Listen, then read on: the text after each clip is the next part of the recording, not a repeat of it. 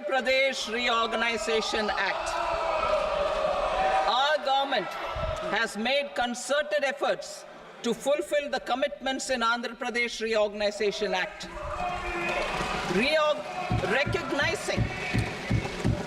Recognizing the state's need for the capital, recognizing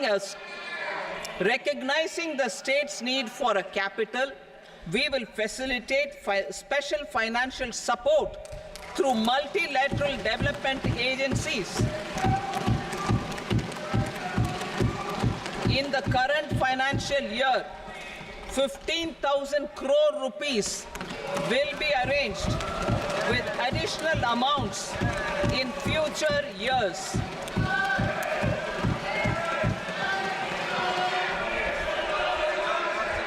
Our government is fully committed to financing and early completion of the Polavaram irrigation project, which is the lifeline for Andhra Pradesh and its farmers. This will facilitate our country's food security as well. కేంద్ర budget పెట్టారు, దాంట్లో ఆంధ్రప్రదేశ్కి 15,000 కోట్లు ఇచ్చారు. అవి ఎట్లా చూడాలి sir?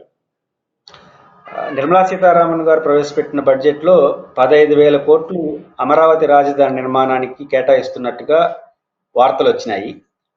2 విభజన చట్టాన్ని మేము ఇన్ ప్రిన్సిపల్ ఫుల్ఫిల్ చేయడానికి ప్రయత్నిస్తున్నామని కూడా చెప్పారు. ప్రధానంగా ఈరోజు ఫస్ట్ టైం విభజన చట్టం ముగిసిపోయిన తర్వాత 10 ఏళ్ళు అయిన తర్వాత విభజన చట్టాన్ని గౌరవిస్తున్నాం, విభజన చట్టం లక్ష్యాలని ఫుల్ఫిల్ చేయడానికి ప్రయత్నిస్తున్నట్టు వారు మాట్లాడారు. ఇక్కడ ప్రధానంగా మీడియాలో వస్తున్న వార్తల ప్రకారం 15,000 కోట్ల రూపాయలు రాజధాని నిర్మాణం కోసం కేంద్రం సాయం చేయబోతా ఉంది అనే అర్థం వచ్చేట్టుగా వార్తలు వస్తున్నాయి. ఇక్కడ నిర్మలా సీతారామన్ గారి ప్రకటన యాజ్ ఇట్ ఈజ్ గా మనం చూసినప్పుడు కేంద్ర ప్రభుత్వం ఈ 15,000 కోట్ల రాజధాని పేరుతో ఇస్తున్నది అప్ప సాయమా, అప్ప గ్రాంటా అనేది బహుశా బడ్జెట్ ప్రతులు బయటకు వచ్చిన తర్వాత 1-2 రోజుల్లో క్లారిటీ రావచ్చు. అయితే నిర్మలా సీతారామన్ గారు చెప్పిన మాట కానీ కేంద్ర ప్రభుత్వం వివిధ సందర్భాల్లో వ్యవహరిస్తున్న తీరును చూసినప్పుడు ఇది అప్పు అనే అనుమానం మాత్రం కలుగుతుంది.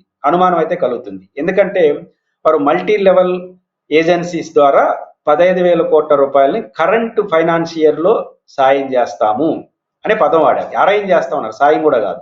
అంటే మల్టీ లెవెల్ ఆర్గనైజేషన్స్ అంటే ఏంటి?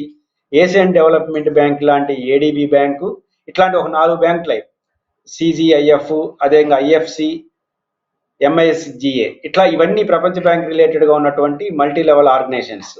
వీటి ద్వారా ఇవి ఖచ్చితంగా అప్పే. ఖచ్చితంగా ఈ ఏజెన్సీల ద్వారా అరేంజ్ చేయడం అంటే అర్థం ఏంటంటే అప్పు ఇస్తున్నారు అర్థం. అయితే ఇక్కడ రెండో చర్చ కూడా దారితీస్తుంది. అప్పు సరే, ఆ అప్పు ఎవరు కడతారు? కేంద్ర ప్రభుత్వమే కడుతున్నాం. ఈ ఏజెన్సీల ద్వారా మేము అరేంజ్ చేస్తున్నాము అంటే మేము కడుతున్నామని అర్థమా? ఇట్లాంటి అర్థాలు కూడా వస్తాయి. రాష్ట్ర రాజధాని నిర్మాణం కోసం వారు నేరుగా ఇచ్చిన బడ్జెట్ నుంచి సంతోషమే, ఒకవేళ ఈ ఏజెన్సీ ద్వారా ఇస్తూ తాము భరించిన సంతోషమే. అలా కాకుండా ఆంధ్రప్రదేశ్ ఎత్తినే కానీ వేసేట్టుగా ఉంటే మాత్రం అత్యంత అన్యాయం చేసిన వాళ్ళు అవుతారు. ఈ విషయం ఆంధ్రప్రదేశ్ ప్రభుత్వం కూడా క్లారిటీ తెచ్చుకోవాలి. కేంద్ర ప్రభుత్వం డైరెక్ట్గా బడ్జెట్ నుంచి నిధులు కేటాయించినా స్వాగతిస్తాం, రాజధాని పట్ల భిన్నాభిప్రాయాలు ఉన్నా, లేదా ఈ ఏజెన్సీల ద్వారా కూడా తీసిచ్చిన ఆ అప్పు ఆ మొత్తాన్ని వాళ్ళే కేంద్ర ప్రభుత్వం భరించేట్టుగా ఉంటే వెల్కమ్.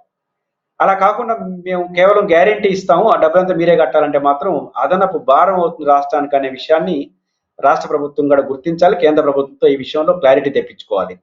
ఎందుకంటున్నానంటే ఇప్పుడు ప్రధానంగా మనకు ఎఫ్ఆర్బిఎం లిమిట్స్ ఉంటాయి. ఒక రాష్ట్ర బడ్జెట్ మనకున్న ఆదాయ వ్యయాలు బట్టి రాష్ట్రానికి 40,000 కోట్ల రూపాయలు మాత్రమే మనం లోన్లు తీసుకోవడానికి, అంటే అప్పులు తీసుకోవడానికి మనకు రైట్ ఉంటుంది. దీనికి కూడా కేంద్ర ప్రభుత్వం షూరిటీ ఇవ్వాలి, రైట్ ఉంటుంది. ఇప్పుడు మామూలు ఆ పరిపాలనకే 40,000 కోట్లు తెచ్చుకోవాలి. దీంట్లోనే అమరావతి ఖర్చు పెట్టడం సాధ్యం కాదు. కాబట్టి అమరావతికి ప్రత్యేకంగా ఈ బ్యాంకుల నుంచి తీసిస్తామంటున్నారు. తీసిస్తామంటే అప్పు తీస్తామని అర్థం. ఆ అప్పును కనీసం తీర్చారు సరే, ఆ అప్పున మీరు కడతారా కట్టరా?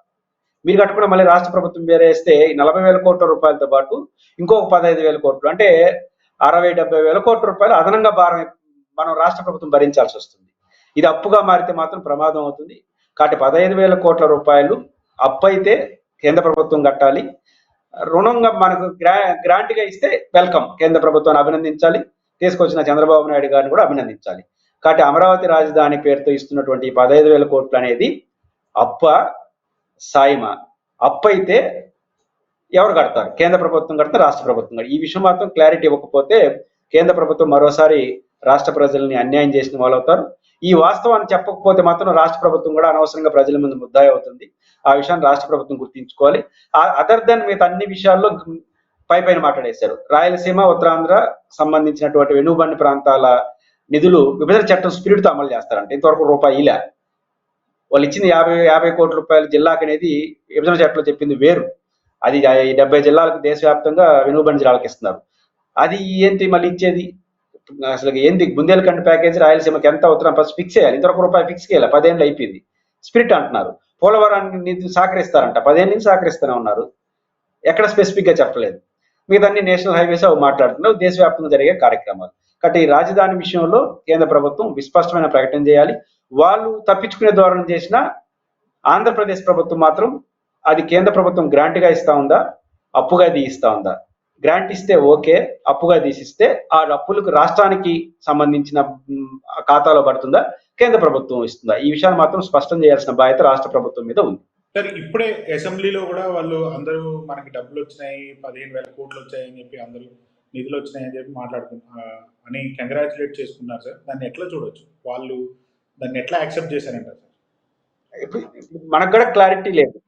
ఏంటది? ఆమె ఒక ప్రకటన వాడిన భాషలో మేము ఈ ఏజెన్సీల ద్వారా 15,000 కోట్లు కరెంట్ ఫైనాన్షియర్లు అరేంజ్ చేస్తామన్నారు. దీనికి ఏ అర్థమైనా తీసుకోవచ్చు. అప్పు ఈ బ్యాంకింగ్ ద్వారా కానీ తీసిస్తే అది అప్పే. అంటే ఆ అప్పు రాష్ట్ర ప్రభుత్వం కడుతుందా, కేంద్ర ప్రభుత్వం కడుతుందా? కేంద్ర ప్రభుత్వం కడితే ఆంధ్రప్రదేశ్ ప్రభుత్వాన్ని మనస్ఫూర్తిగా అభినందించాలి. ఎందుకంటే ఈ అరేంజ్ చేసినందుకు, ఈ సాధించినందుకు. రాష్ట్ర ప్రభుత్వ ఖాతాలో పడితే మాత్రం ఖచ్చితంగా అన్యాయం చేసినట్టే. ఇది చాలా అభ్యంతరం. ఎందుకంటే అమరావతి రాజధాని పేరుతో నిధులు తెచ్చినా అది రాష్ట్ర ప్రభుత్వ బాకీగా మారిపోతుంది.